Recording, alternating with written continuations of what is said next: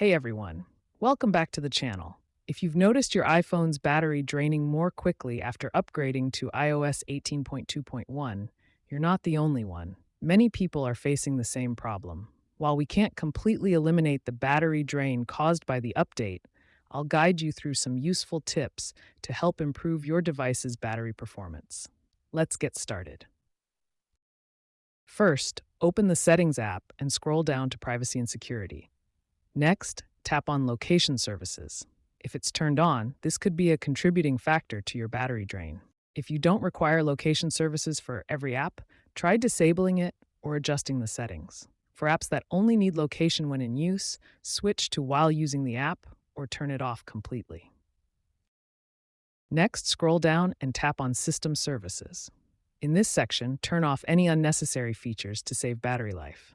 Keep only the important ones, like Find My iPhone, enabled.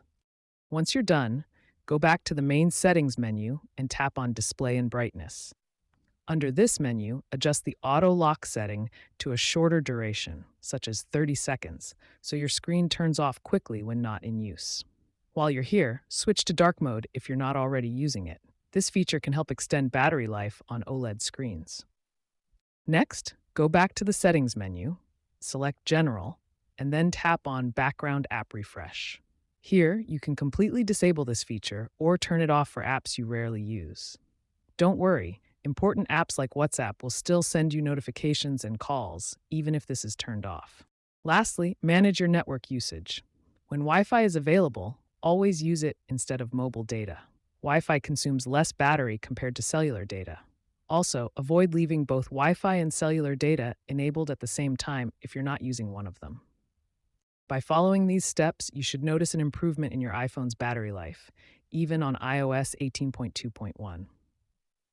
If you found this video helpful, don't forget to hit the like button, subscribe to the channel, and turn on the notification bell so you never miss future tips and tricks.